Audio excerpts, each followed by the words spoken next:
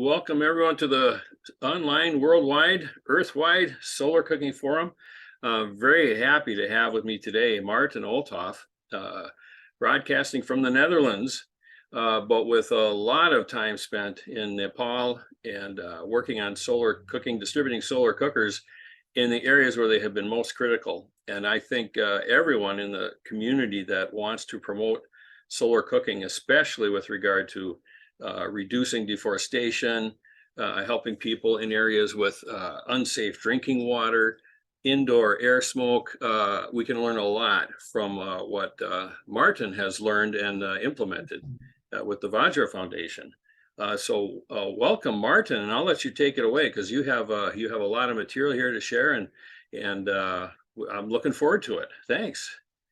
Okay, well, let's start then. Vajra Foundation Holland, I'm the chairman and the founder back in 1997.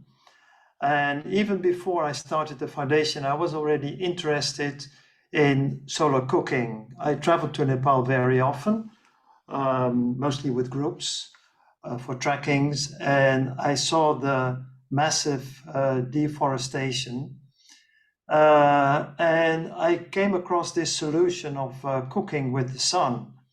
And as an ecologist, I wondered whether this might be a solution to stop the deforestation. And I gave a lot of presentations in Nepal. On the picture, you see a presentation, a demonstration in the center of Kathmandu on the Durbar Square, with all kinds of cookers, solar dryers, etc. I also donated cookers in the mountains to villagers, and all of the cookers worked, no doubt about that. But the acceptance was very poor, to my surprise. So why didn't people use them? And it appeared that most of the times the need was simply not high enough. And then secondly, villages have their work, not only villagers, but also people in the cities. They work in the daytime, they work the land, they go to office, and they have no possibilities for cooking in the daytime. Apart from that, you have to adjust your cooker every 10 to 30 minutes, depending on the cooker. So it simply is not workable for them. So I got quite frustrated about this, a solution that works but is not accepted. And I decided to visit the third solar cooker conference, International Solar Cooker Conference in Coimbatore in 1997, that is in India. And of course, there are always a lot of presentations and workshops, etc. But I decided to only focus on those projects that have proven to be successful. I came to the conclusion that there are two possible areas. They might seem very logical, but if I saw the number of projects tried in any area, apparently it wasn't that obvious. Well, first of all, areas with extreme scarcity of fuel. That makes sense. And the second one was refugee situations. And in a refugee situation, there is the same thing. So there is overlap. There is a scarcity of fuel. But refugees, apart from a lot of disadvantages, they have an advantage, and that is that they have time. So this was very important. Then going to the next slide, of course, we have to respect the areas that are suitable at all for solar cooking. Not all areas are suitable, or are maybe they are less suitable for solar cooking. So this map gives an image of the concentration of sun rays on the surface of our planet. And the redder or darker the areas, the more sun reaches the surface. And you can see that some countries near the equator, they are less suitable also because there is a tropical rainforest, or at least a tropical climate with showers in the daytime blocking the sun. So, of course, I checked whether Nepal was in an area with chances, and it appears to be so. If you look, my own country is right in the middle of the map. The Netherlands is not suitable at all, which doesn't mean that you can never cook with a solar cooker. I've done it here, but the number of days in the years is very limited. So if I translate the conclusions from that International Solar Cooker Conference, translated to Nepal, I come to two areas.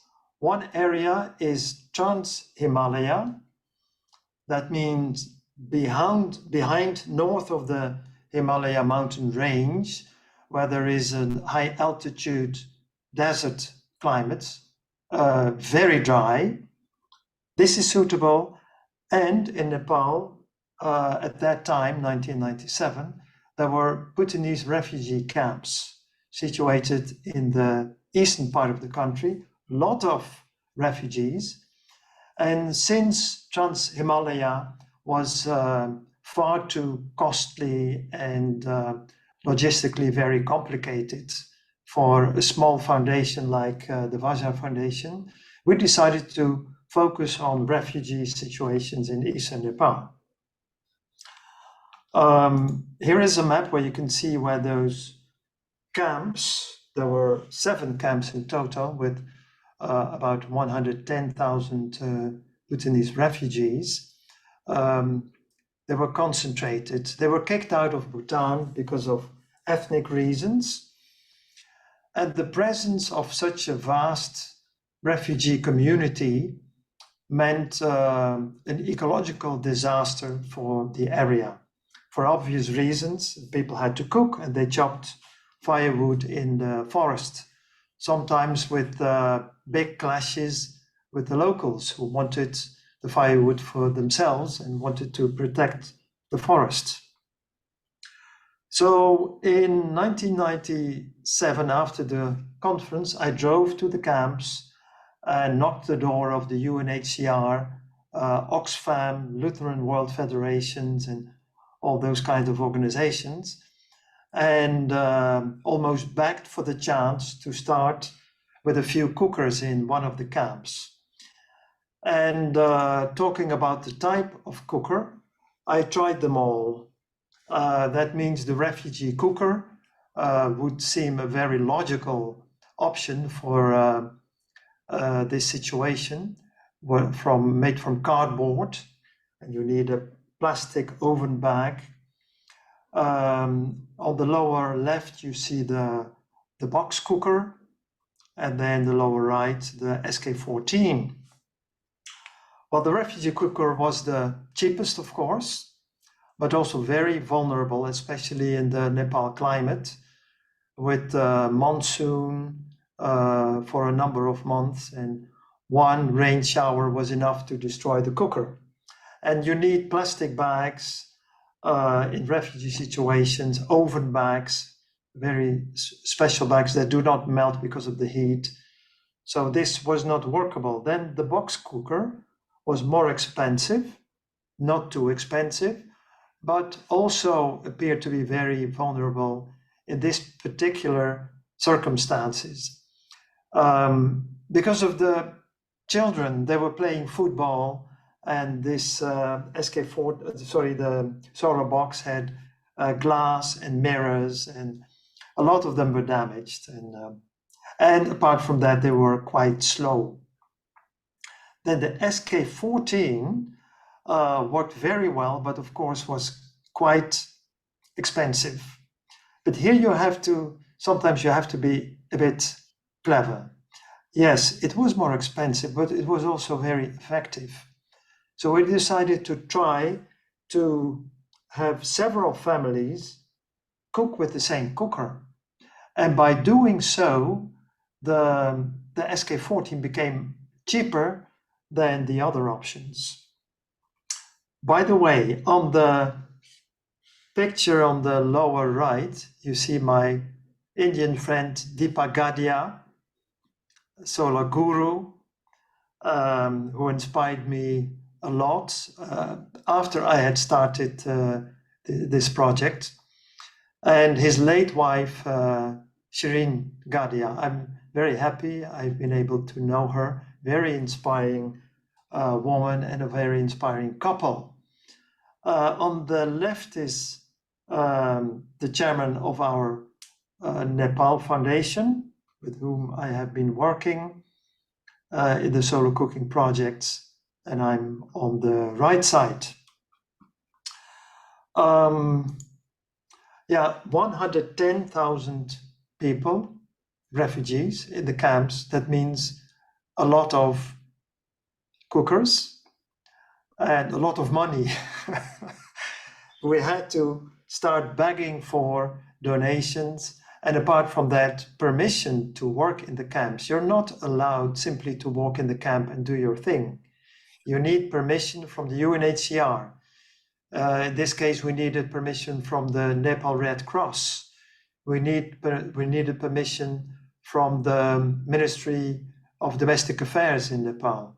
But we did that all, and we built several factories to equip the 7 camps. And what we also did was to let refugees participate in the project. So they themselves constructed the cookers and were present at all stages of the production. Then, very important, a cooker needs a hay box and black pans. They are like two sides of the same coin. One cannot go without the other. And the reason is that you cook in the day, but most people have dinner in the evening. So if you don't use a hay box, in the evening, again, they have to light a fire and reheat their food. So the hay box prevented this. And I want to emphasize this because in so many projects, I have seen that cookers are distributed without hay boxes. And I don't think that's a very good idea. Black pans are equally important, of course. And then the insulation within the hay box, we used blankets. And this worked very well. And if we calculate the cost per refugee for all of this, so the cooker, the hay box, the pans, everything, it was about $12 at the time. I'm talking about 20 years ago. Then we come to the next thing that is equally important, is training.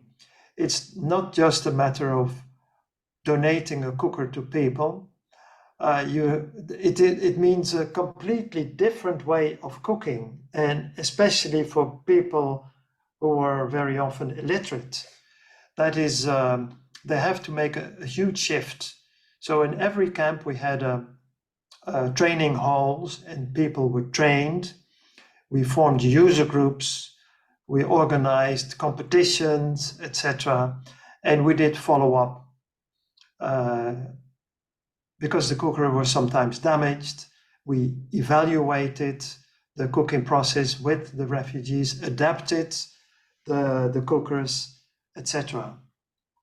Very important to make it successful. And here you see one of the refugee families with their shared solar cooker in the background. And we adapted quite a lot of things. For instance, we changed the stand to make it less vulnerable for the wind. We introduced a needle to track the sun to see the direction of the sun. The iron of the stand was replaced by galvanized steel or aluminium. So a lot of changes since we started, but the result was very promising. In 2017, we had reached the maximum number of cookers in the camps.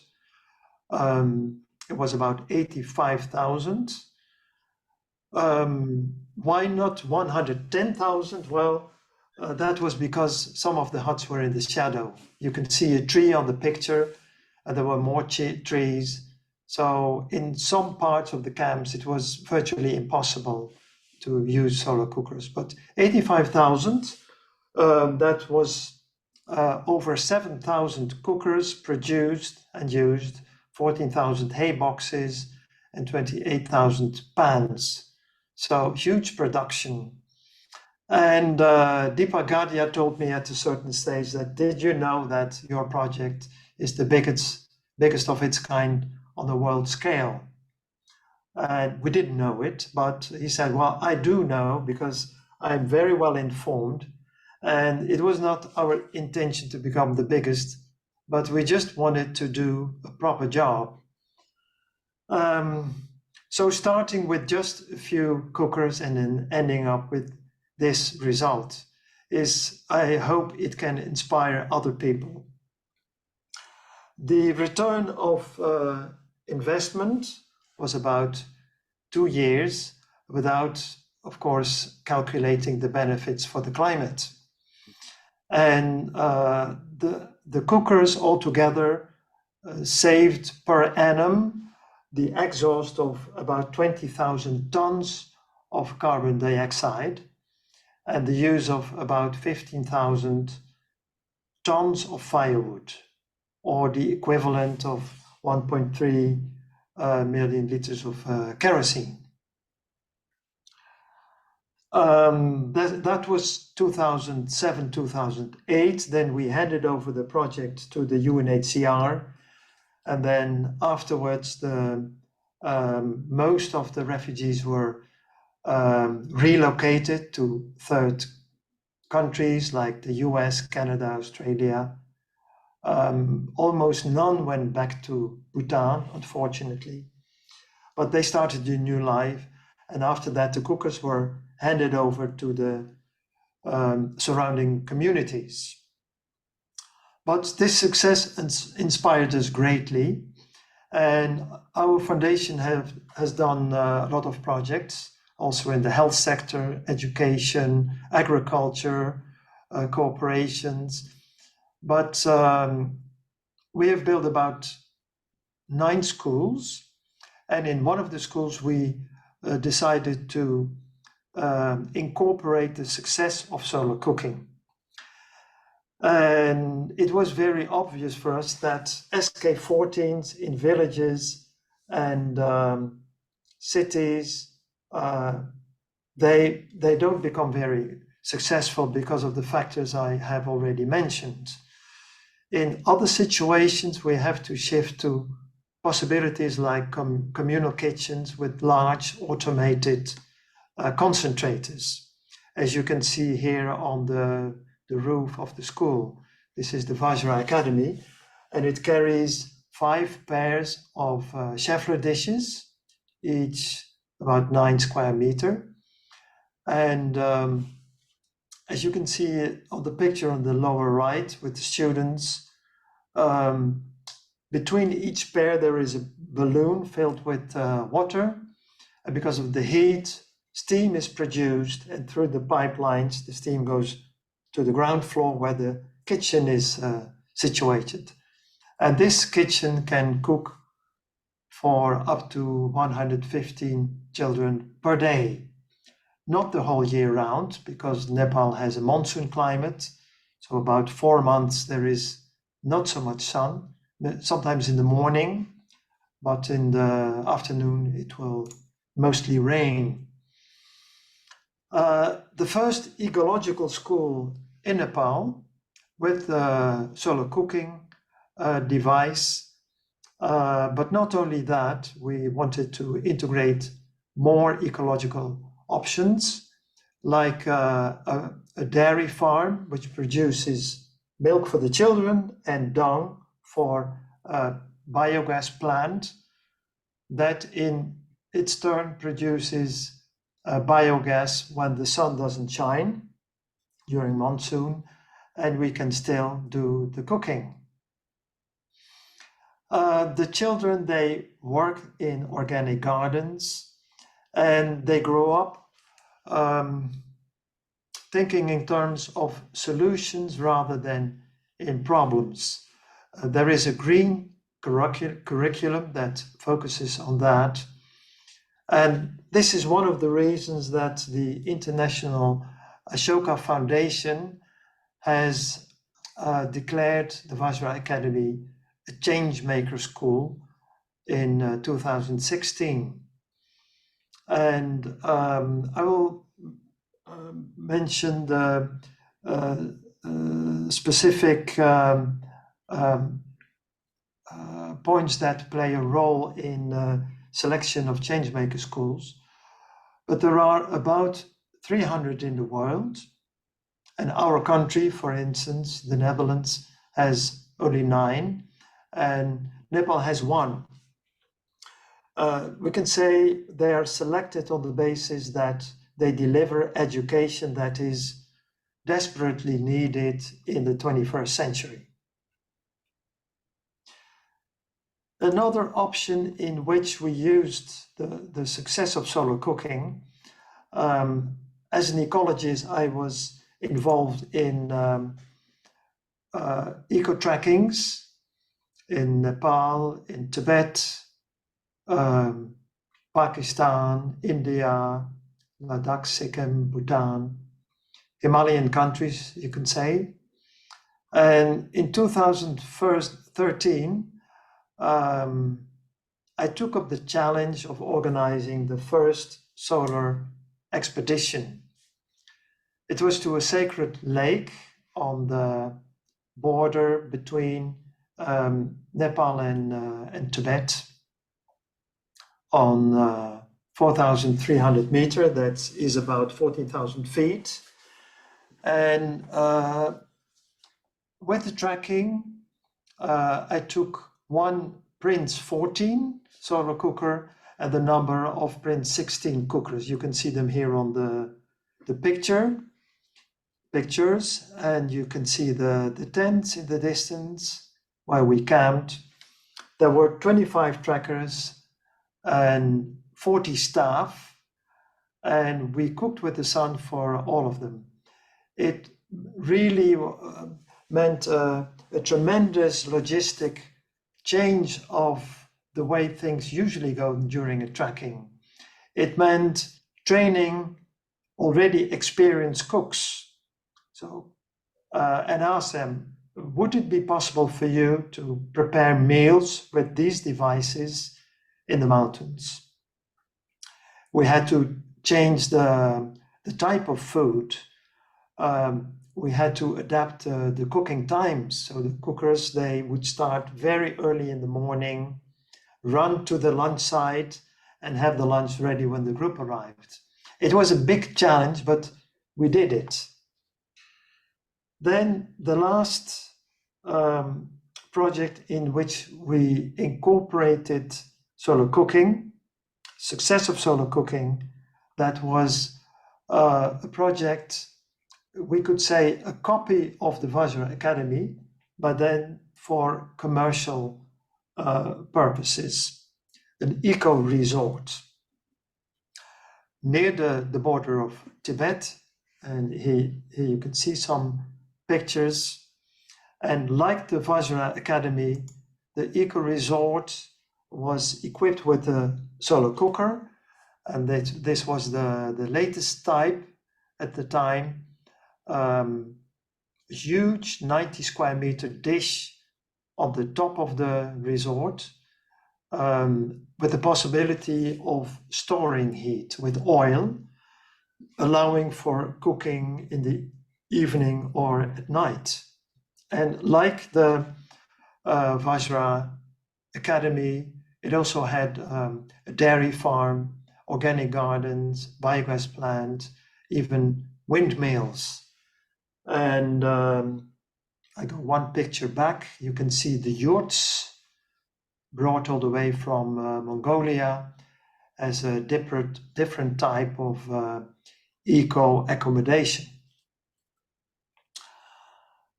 Well, until this far, the success.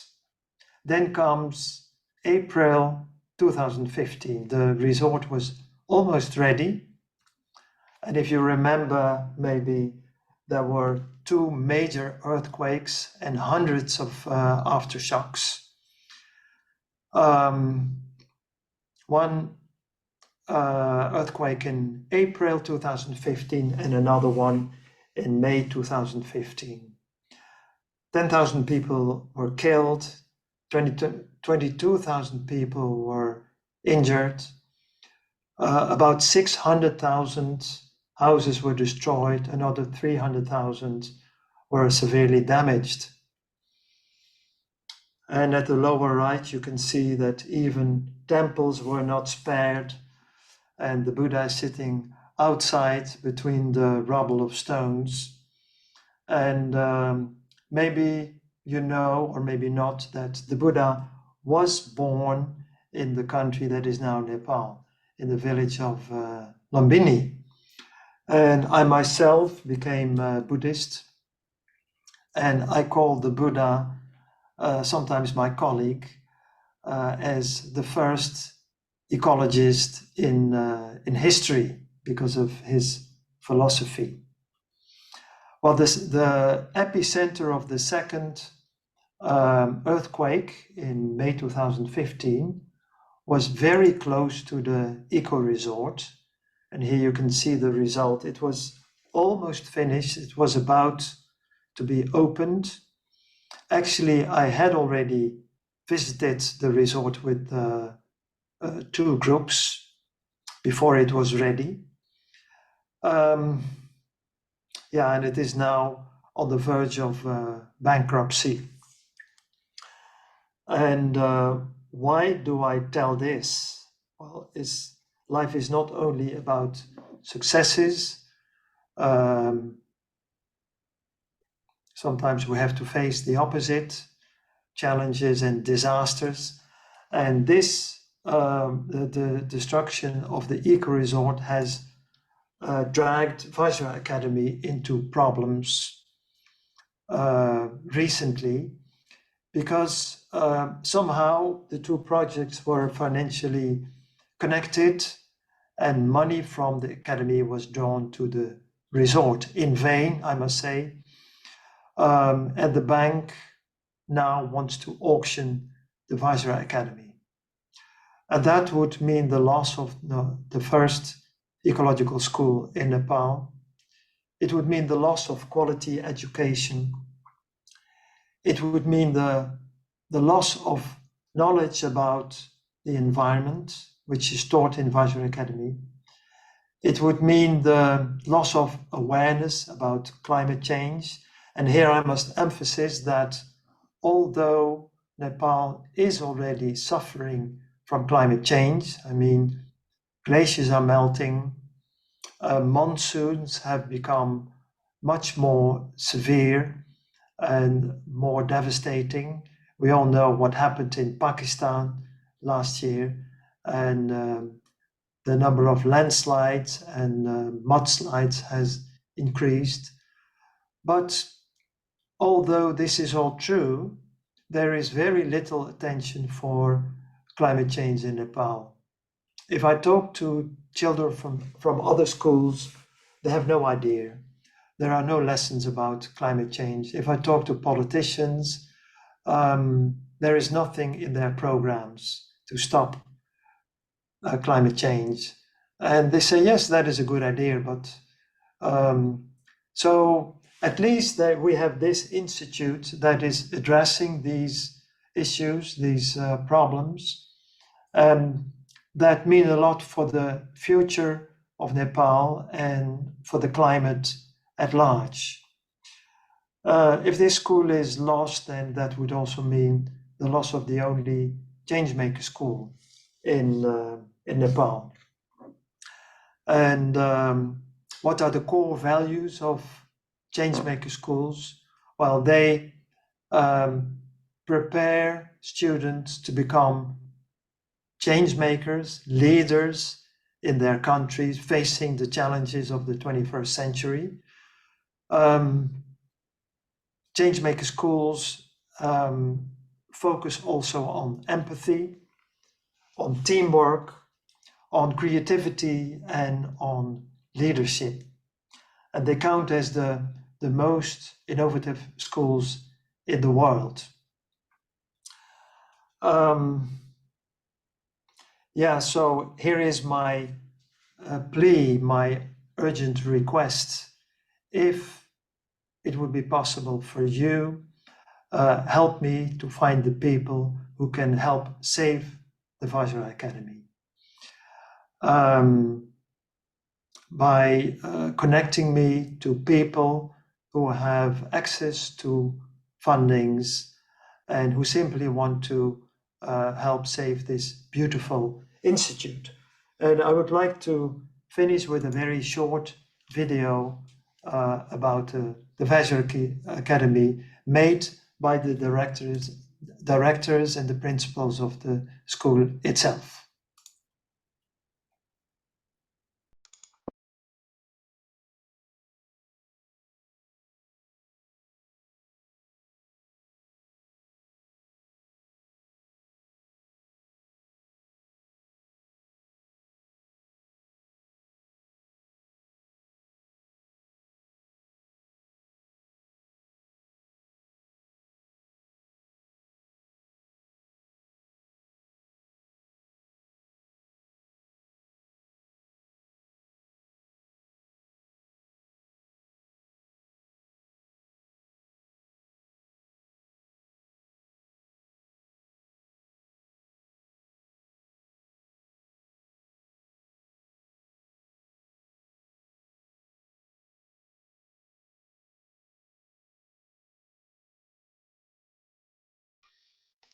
This video still says 260 changemaker schools. The number has grown to 300, I saw recently. The number in the Netherlands is still 9. And as said, in Nepal, only 1. So Luther, that is in short the story of our solar adventure over the last 25 years. Yeah, it took a lot of effort, took a lot of patience, because, for instance, the solar cooker project in the refugee camps, okay, it was 85,000 people, but it took us 10 years. So it is a matter of long, how to say? Yes, that's just incredible. The story, and as the things that resonate with me as a community organizer, several things. One is, you didn't set out to get 100,000 cookers. You set out to get it started. Collaborate with people that could help out. Find the people that had the resources to put together what, as you say, it is one of the most expensive cookers you can get, but really an ingenious way to set them in the right place at the right time for people who can use them when they need them.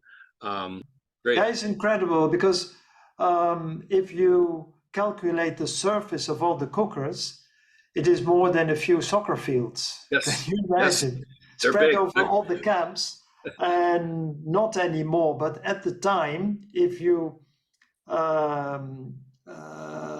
opened the Google Maps in that area, it was my Nepali colleagues who informed me that if you can count the cookers because of the shiny dots over the area.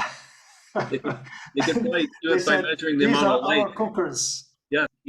But the SK14s, they were meant to be there for as long as needed in one spot. That's so critical. The other part was focusing on solutions rather than the problems. Uh, Yeah. the organizers, as I learned through just doing it and hearing from other organizers back in the 90s in my neighborhood, they called it asset-based organizing. Don't go to a neighborhood and say, boy, you have a lot of problems. Let's figure out how to fix them. No, guess what? You have resources that can be brought to bear. You have talents. Everyone themselves they have enough time. The people that say I don't have enough time, very few of them don't have enough time. Almost everyone has a little bit of time that they can throw in. And if it's an hour a month or an hour a week, we learn to take advantage of that. So, And they end up not using the cooker. yeah. And sometimes people in Nepal would say that, yes, I'm using the cooker. And then I had a look at the cooker and it was completely covered with dust.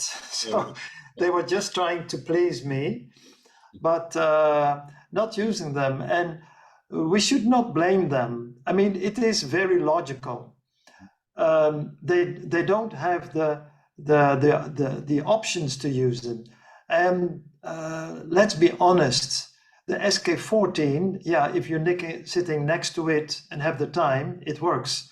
But going outside every 10 to 15 minutes to face it towards the sun is not very practical. And even people in developing countries, they're not doing it. So I would ask the people organizing these projects, would you do it yourself at home? Would you go outside and change the position of your cooker every 10 minutes and then put the food in the hay box and then eat it in the evening? I don't think many people would. No, So that's why I believe in very specific situations, yes. If you go to an area where there simply is no any means for cooking, no fuel, then you have to. Then this is workable. Refugee situations, yes, it's not easy. Also because it's not very easy to cooperate with these big international institutions like the UNHCR. They shift their staff, and the next one has a completely different idea than the last one. So there you go again, or inviting them for a solar lunch, etc. But it is possible. And it is possible to save money as well. But it's also true that refugee situations are unpredictable. So you never know how long the refugees are going to stay. They are meant to be there for as short as possible. So nobody wants a long-term solution. And Bhutanese refugees in eastern Nepal was a bit of an exception because they've been there for decades. So then there was the fuel crisis in 2006, 7, 8, and it became increasingly more expensive to provide kerosene to the cookers. That's what the UNHCR did. And so they were open to cooperating with us. But it's not easy. You have to be very persistent and diplomatic. And yeah. Yeah. Well, the couple other items I jotted down as you were presenting and doing the video, the training, making sure people know how to use them and Yes. understand the value, where they need to go, and so forth. Very few organizations I know go to that length. One that I am familiar with, I interviewed them for my channel, the Solar Urban Partners, and it's a United Methodist Church project, an official project of that church, and they do the training and follow up. They have actually one of the few organizations I've seen where they've gone back and tried to find every last cooker to see if they were used. And interestingly, I don't remember the exact numbers, but something like 10 or 20% were still using them, and they were disappointed. But for me, this was not a refugee situation. It's a Dominican Republic, I believe. I think they were also active in Sierra Leone, and that's actually phenomenally good considering people don't recognize they're not refugees now, but I like to put it this way: they're going to be refugees in place. You know what I mean? With the climate change and not having clean water, we have this in the States. We have a few cities where all of a sudden they've got broken water systems and E. Mhm. coli, and it's not as if we're totally immune from that. I mean, we could be 2 days away from the exact Yeah, same problems yeah. that a solar cooker will take care of it at least in the interim. So I have friends that tell me, since I have these 80 cookers, boy, if things really go bad, we're going to your house. They will visit you. That's right. I said, well, on your way, pick up some roadkill or something. I don't know, because I mean, what are we, how am I going to feed all of you? But I think I guess that's one thing I've just thought of as one of the few original ideas I've had about solar cooking, because so many people have done wonderful things already. But to express to people, you are going to be a refugee in place. Mhm. You just it's a matter of time if we don't do all this other stuff that will prevent us being in a situation where we're going to desperately need the solar cookers. So, um, what else I got here? Oh, the change maker schools. What's struck me is there are a handful of us that have assembled a project. I may have mentioned it when we visited before, where we are going to go to maker spaces around the world, and individual makers, people who are just, they like tinkering, they like creating stuff on their own with materials at hand and so forth. And the original idea was to have a contest to design a really good solar cooker. And these maker spaces, many cities, I think there's several in the Netherlands, where someone just finds an empty warehouse or business space where they can get welders, bandsaws, 3D printers, computers for people that want to do tech stuff online, design CAD systems and all that. A lot of the people that have come up with innovative solar cooking designs, they had their start in solar in maker spaces, because they saw the creativity put into all sorts of other things, and they said, "Well, I'm going to try to do it with a solar cooker." I mention this because uh, as we've met online, we thought, well, let's extend this to maybe other institutions. And I only vaguely recall hearing about change maker schools, but I would think they'd be a good candidate to say, hey, we'll send this challenge out to you. If they really want to make change, if they can come up with a really good cooker design that maybe it is a hybrid that would work both in refugee situations and elsewhere. We don't know. It's we're planning it. It's going to be several months before we can say, okay, here's the parameters, and we're going to reach out to all the maker spaces. But um, I don't know. I've just mentioned this because the Changemaker School, yes, and I will do what I can to find people who I'm in a poor spot as far as knowing specific funding sources, but I know several organizations that have tapped into them. And of course, you probably have connected with Solar Cookers International, which they find themselves kind of in the same boat, where to keep going, they need to find constant new sources of revenue and so forth. And sharing your story on my forum, that was the idea behind the forum, is to say, hey, we've got great stuff that has happened, is happening, is going to happen, but we also have this great need. And in this particular case, it just would break my heart to hear that the school has closed down. Now it is still No, operating. it's still working. Mhm. It's still working, but the bank wants to auction it. And since there is so little attention for climate change in Nepal, nobody would be interested in the solar kitchen. They would remove the rubbish and make an ordinary school. So the whole concept will be gone. And you know, the link between the school and the eco resort was also to give an example to the students to become sustainable entrepreneurs. They would have a place to do internships and to be inspired to start up their own business and become sustainable entrepreneurs themselves, creating jobs instead of trying to find one. So that was the whole idea. And then some of the graduates could have a job in the resort. Well, the resort is gone. It is officially it's not bankrupt yet. It's just a question of time. The school can still be saved. So that is one of the challenges I'm facing now with my team. We're trying to do whatever we can, because once it is gone, well, the school exists now 16 years of experience gone. We've tried a lot of things. We have our own network in the Netherlands. We have approached within our network people, well-to-do people.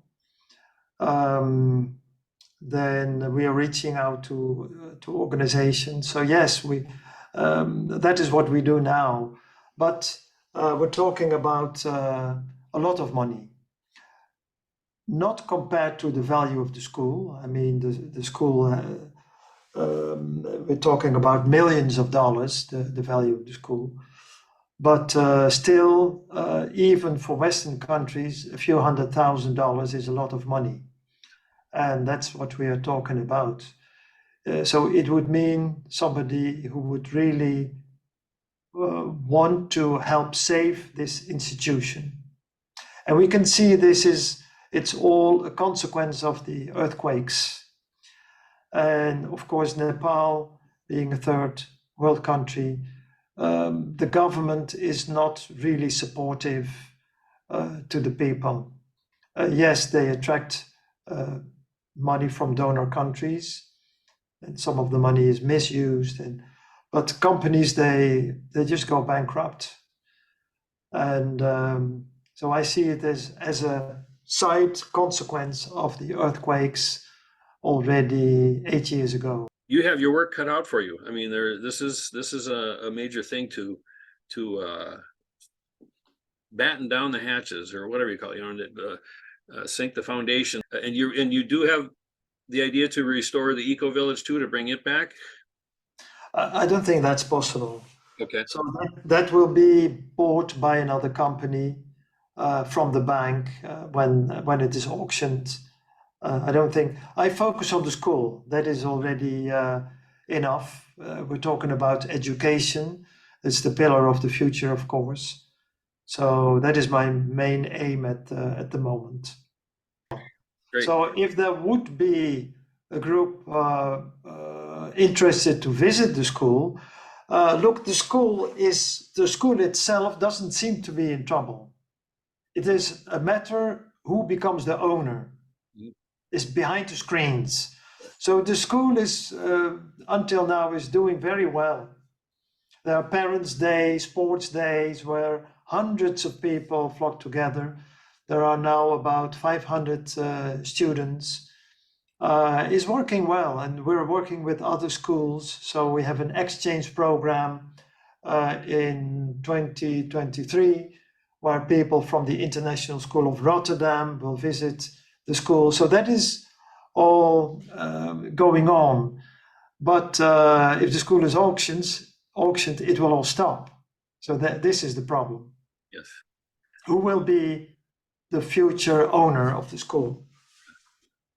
Will it be taken over by a company who is totally uninterested in the philosophy of the school? I do know of, I mean, sad to say, I do know of one case in a city in the Southwest states here, where we have the Sunrich, where it was actually built to be solar thermal heated, and was actually called one of the first solar buildings in the United States.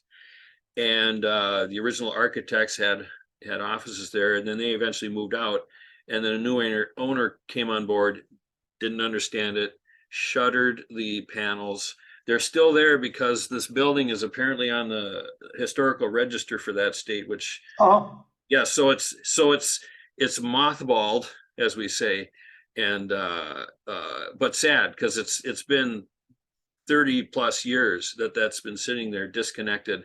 And what are they doing? They're using natural gas for the heat and to heat the water. And when they, So this is exactly what will happen with the yeah, Vajra Academy.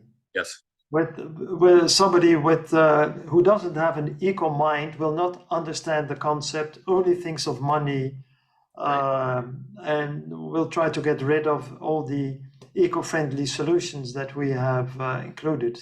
Of course, I'm open to questions about the process, yes, what we did, what were the factors of success.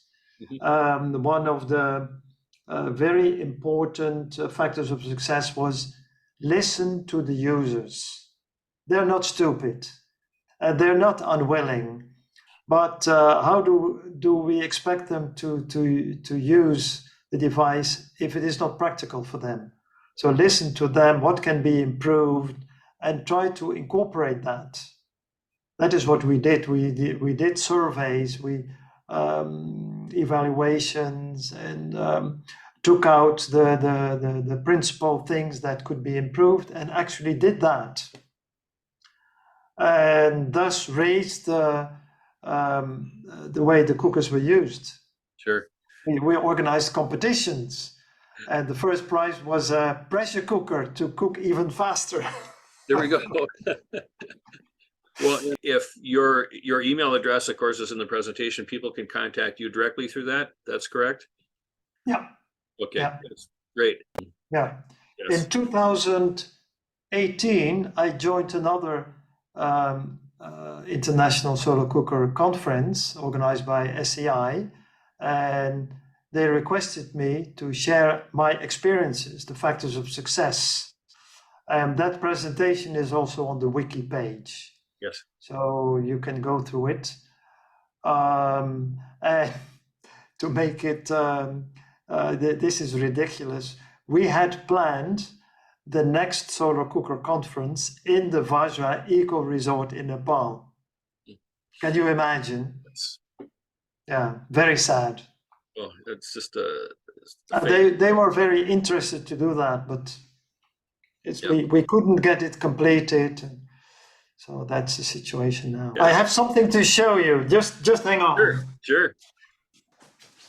Of course, I have my own solar cooker at home, but I also have this model. Oh, yes, I have that too. The 350, I think they called it, the SK 350. Yeah, this it was presented to me by EG Solar, Yes, who provided reflectors for our project. So sure. it's a small scale model, and it's in my room, in my Nice, meditation room. nice. So this is very small. I mean, Yes, how yes, many? I have the same There's only pot. Yes, one potato will fit. yeah, yeah. But I have it in my garage, way away from the windows, because even that little tiny thing is very, very powerful. So, wow, Yeah, just it works, yes, it works. definitely. Yes. Well, I can't think of any other questions. Is there anything else you'd like to share, or any questions we should pose to the group once we assemble the forum? Well, I guess that the people who watch this video, they are promoters themselves. So if I look back how we started, then my advice would be don't give up. And if it doesn't work, then look into the situation, listen to the people, try to adapt the project. Maybe you have not chosen the right design, maybe not the right area or the right community, but keep on digging until you find a solution, and it'll work. One thing is very clear to me, that solar cooking does not work in every environment, in every circumstance. So you have to study, like I did. I went to this conference and focusing on not on the project that had just started or were going to start or had been running for a few months.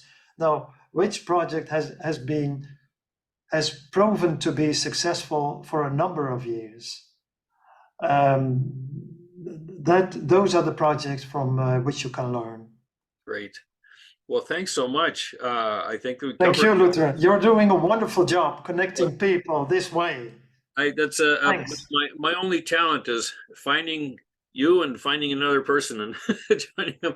But it's what makes the world go round, and we see progress. Okay. All the best. Okay. Thanks again. Thank you so much. Good luck with your program. Thank you.